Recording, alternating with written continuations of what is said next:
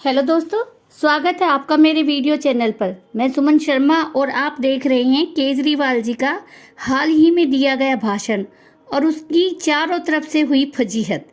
हाल ही में केजरीवाल जी ने एक जोरदार भाषण दिया जिसमें उन्होंने यह दिखाने की कोशिश की कि मोदी जी तो कुछ भी नहीं है और कश्मीर फाइल्स फिल्म भी बेबुनियाद और झूठी है।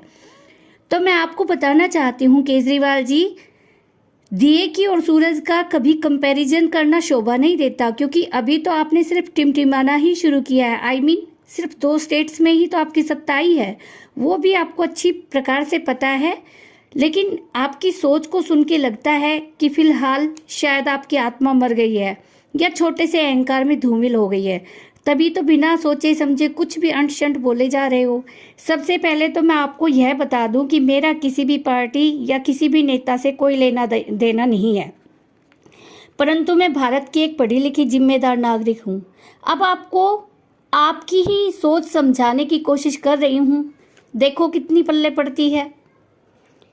केजरीवाल जी, आपने कहा कि मोदी जी का 56 इंच का पता नहीं सीना है कि नहीं, कुर्ते के नीचे देखना पड़ेगा। केजरीवाल जी, 56 इंच का सीना नहीं होता तो न धारा 370 हटती, न रामलला का मंदिर बन पाता।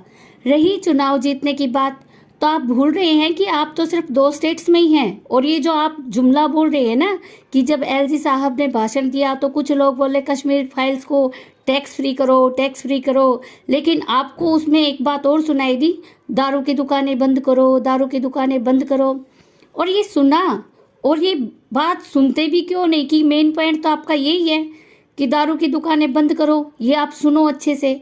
और इसमें आपको आपका डायलॉग भी होना चाहिए, भाई और बहनों दुकानें बंद करें, दुकानें बंद करें, वो भी दारू की। कैसे करें? दारू बंद करेंगे तो भगवंत मान जी नाराज नहीं हो जाएंगे?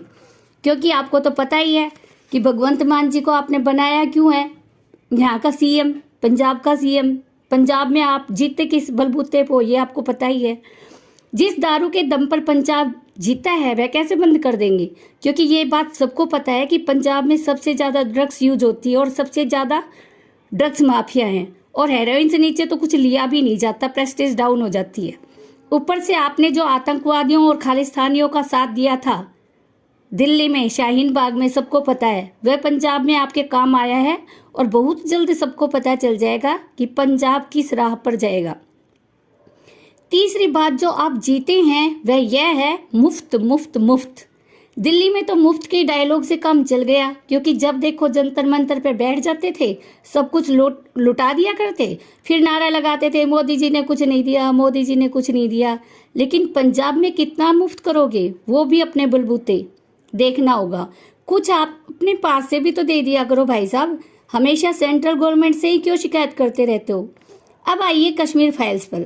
आप इतने बेशर्म, इतने संवेदनहीन कैसे हो सकते, जो इतनी मौतें हुई है, इतनी औरतों के बच्चे छीने गए हैं, मार डाले गए हैं, इतनी औरतें बेचारी सुहागन थी, उनके पति छीन लिए गए, उनको मार डाला गया उनके सामने, इतने लोगों को मार डाला और आपको जरा भी शर्म नहीं आई, आप उनके ऊपर हंस रहे हैं।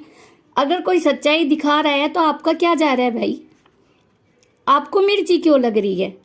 अगर कोई कमा रहा है वो भी सच्चाई दिखाकर, अपनी मेहनत लगाकर, अपनी कमाई उसके ऊपर खर्च करके, तो आपको मिर्ची क्यों लग रही है? कम से कम उसने हिम्मत तो दिखाई सच्चाई दिखाने की।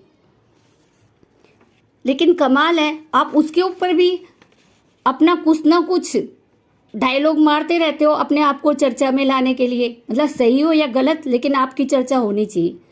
आप शाहीन बाग की तरह किसी और संप्रदाय के हित में अगर कुछ और होता ना तो आप जरूर करते। शाहीन बाग में किसी और संप्रदाय का काम था तो आपने खूब उनको फ्री पानी दिया, फ्री खाना दिया। लेकिन कश्मीर फाइल्स तो हिंदुओं के नाम है ना, वहाँ तो हिंदुओं को प्रताड़ित किया गया था, हिंदुओं को मारा गया था, तो आप क्यों बोल लेंगे?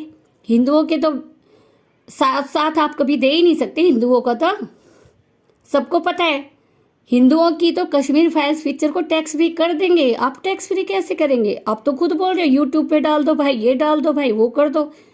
तो विवेक अग्निहोत्री जी को क्यों कोस रहे हो? सबको पता है शाहीन बाग में आपने कितनी मुफ्त सेवाएं दी थी और क्यों दी थी। इसको टैक्स फ्री करोगे तो आपके ऊपर तो बहुत बड़ी बंदिश लग जाएगी, क्योंकि दूसरे संप्रदाय के लिए उनको खुश करना है, हिंदुओं को खुश थोड़ी करना है। हिंदुओं से तो आपको कुछ मिलेगा नहीं।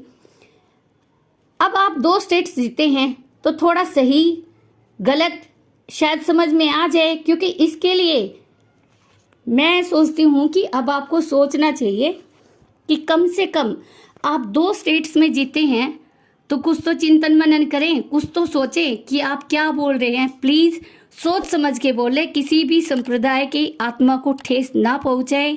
आपसे यही इल्तिजा है। जय हिंद, जय भारत।